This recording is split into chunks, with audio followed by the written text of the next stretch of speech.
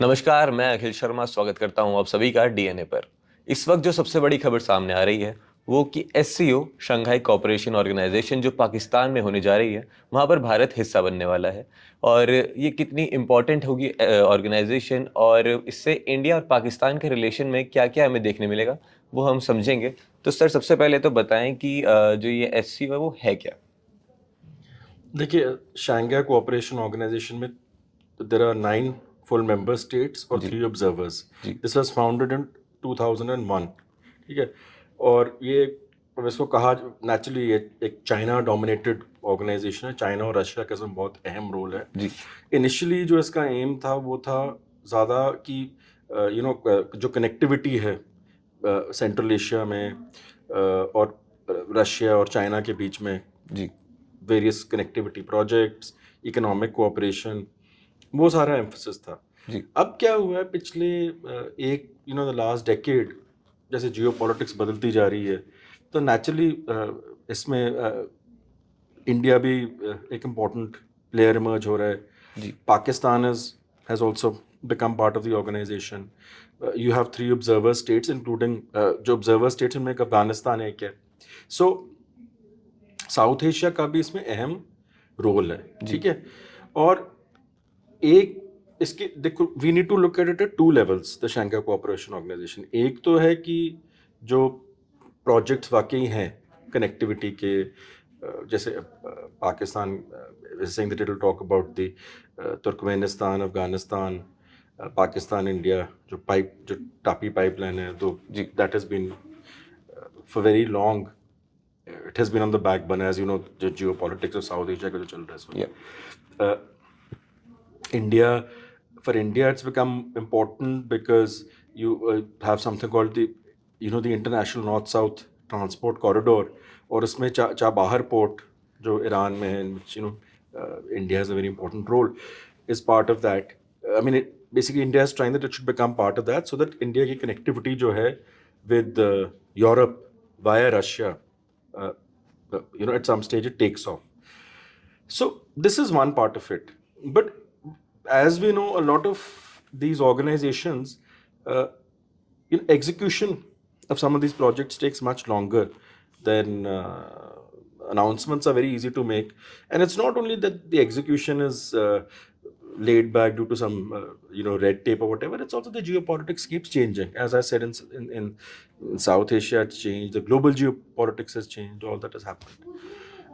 But SEO has also become very important because now, post the Russia-Ukraine conflict, ji there is also this talk about, the जो non-Western countries हैं, and also about the China becoming a dominant player, and also about how countries like India, which have been trying to not to take necessarily a neutral position, but trying to take a balanced approach. So SCO fits into, so in SCO is a perfect example of the current geopolitical order. On the one hand, you're part of Quad. On the other, you're also part of SCO, which is a China-dominated या organization. So this is also in the current situation where the tensions between US and Russia and China are increasing. Even in that context, SCO is very important in terms of the symbolism or whatever else. As you recently marked that China काफी dominating है, so what are the reasons behind it? देखो, उसमें ये है कि एक तो जब फाउंडेशंस हुई थी इसकी, नेचुरली उसमें they played an important role. Yeah. अब जो है, it has to do with economic domination. It has to do Central Asia में China has gone in a big, I mean, other countries are also going in a big way. Central Asia में China has presence. China Russia की relationship, the main जो members हैं इसके, वो तो पता ही कि apart from India, China has good relations with all, right? So geopolitically भी, economically also it is well placed. Uh, but at this point of time, even China doesn't only want to send out a message that it is, from China's point of view, it obviously lends credibility that India is also a proactive player in the SCO. Ji But let me also add that all these organizations, a lot of them, ultimately, what you see, cooperation between all members obviously is not possible because of geographical reasons, logistical reasons, ji and that's one part, the reality. And the other is obviously the geopolitical constraints. Even if it were possible between, let's say, 5 or 6 or 7 countries, there are certain projects where you can cooperate and others you cannot. But so what happens is that उसके जैसे हम कहते हैं ना सब regional grouping बन जाती है, तो टेक्निकली शायद नहीं है बट एक एससीओ में से एक सब रीजनल ग्रुपिंग जो है वो, जैसे मैंने एग्जांपल दिया है जो INSTC का है, अब उसमें रशिया, ईरान और इंडिया प्रोएक्टिव ऑलरेडी कुछ पायलट प्रोजेक्ट्स भी हुए हैं जहाँ पे रशिया और इंडिया के बीच में जो जैसे ट्रेड हुआ है, राइट. सो वो सारी बातें, सो ये हैं इसकी मतलब कॉम्प्लेक्सिटीज. कहने को थ्योरेटिकली तो सारों को कोऑपरेट करना चाहिए आपस में. और इम्पोर्टेंट पॉइंट एक मैं फ्लैग करूंगा बिफोर वी नीड, उसके ये है कि जो डी डॉलराइजेशन है, स्पेशली ऑब्वियसली चाइना तो उसको प्रमोट कर ही रहा है, रशिया का भी because of the sanctions it is a constraint. तो अब ये भी देखना होगा कि इसको एससीओ भी, जैसे ब्रिक्स की बात होती है डी डॉलराइजेशन की, एससीओ में कुछ किस हद तक डी डॉलराइजेशन की बात होती है. बाकी एससीओ में ये जो जैसे मैंने आपको कहा कि कॉन्ट्रडिक्शंस बहुत ज़्यादा हैं. अब अफगानिस्तान की भी पाकिस्तान से टेंशंस हैं, इंडिया और पाकिस्तान के प्रॉब्लम्स हैं, इंडिया और चाइना को तो पता ही है रिसेंट ईयर्स, इंडिया रशिया का एक अच्छी रिलेशनशिप है but Russia is very good ties with China. So these are all this complexities, but at the end of the day obviously summitry, even if nothing tangible emerges at that point of time, it is very important. Something, one, it can pave the way for sometimes a reduction of tensions or some sort of thaw between countries who are having problems, and the other some new thing, because the way things are changing in the global order, even the global economy is changing. I think a lot of the countries which are on the margins, they also need to start thinking out of the box and innovatively as to how to respond to that. Yeah. So let's keep this SCO thing aside for a few minutes. India and Pakistan दोनों के बीच में हमेशा से काफ़ी ज़्यादा tensions बनी रहती हैं, एंड ऐसे में एस जयशंकर जी का वहाँ पर जाना, क्या कुछ मैसेज आपको लगता है कि क्या क्या वहाँ पर मुद्दों पे बात होने वाली है? डू यू थिंक कि वहाँ पे हमारे पर्सनल अफेयर्स के बारे में भी बात होगी? देखो मतलब आप बायलैटरल बात कर रहे हैं. हाँ, बायलैटरल. देखिए उसमें ये है कि अगेन आप सिंबलिज्म को इग्नोर नहीं कर सकते जी, कि फॉरेन मिनिस्टर जो है, I think Indian foreign minister 9 साल के बाद जा रहे हैं, राइट. और जो साक की प्रोसेस है वो भी 2016 से स्टॉल्ड है जी, राइट. सो उसके बाद फिर आपको पता ही है, फिर 2019 के बाद टेंशन्स बढ़े, फिर अगस्त 2019 के बाद जो थोड़ा बहुत जो पीपल टू पीपल कांटेक्ट था, ट्रेड था, सारा कुछ.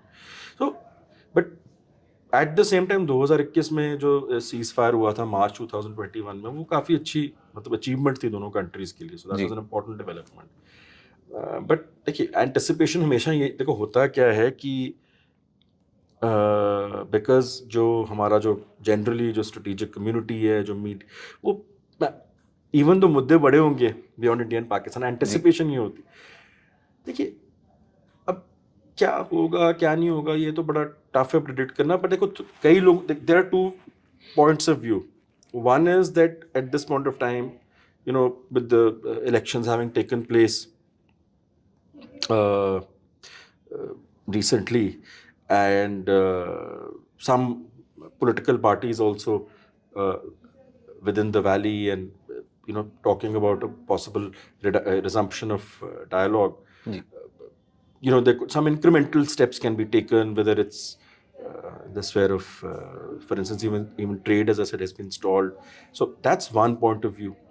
The other point of view is that the status quo ante, it suits India. I mean, that's the other view.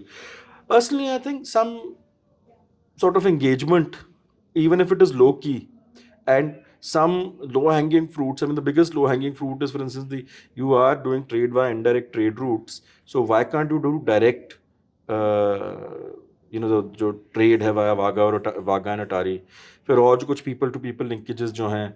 एक तो इंटरेस्टिंग बात यह है कि इन साइड ऑफ द टेंशन जो करतारपुर रिलीजियस कॉरिडोर है वो 2019 में इनॉग्रेट हुआ था, और तब से इवन दो लॉजिस्टिकल इश्यूज हैं बट पिलग्रिम्स जा रहे हैं. That's functioning reasonably smoothly. उसमें जैसे ऐसे इनिशिएटिव्स हैं, उधर जो इम्पेडिमेंट्स हैं लॉजिस्टिकल वो हटाने, और फिर उसके बाद जैसे मैंने कहा ट्रेड है.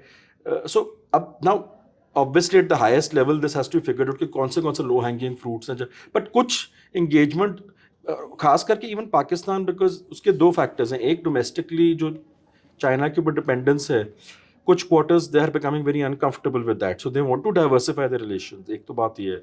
दूसरी बात ये, इन एनी केस जो इकोनॉमिक सिचुएशन है, अगर ट्रेड खुल जाता है, it benefits. we I mean, this is talked about very often. Common sensically, the Pakistani consumer does benefit, at least essential commodities में अगर trade open up हो जाता है. So there are some low hanging fruits, but फिर भी expectations India Pakistan के context में एक रियलिज्म चाहिए और एक जो ब्रॉडर पिक्चर उसको देखने की जरूरत है. मेरे ख्याल से I would tilt towards the fact कि कुछ शायद जो मिनिमल चैनल्स हैं ऑफ एंगेजमेंट, शायद वो खोलने के लिए उसकी भी एक्सप्लोरेशन शायद हो.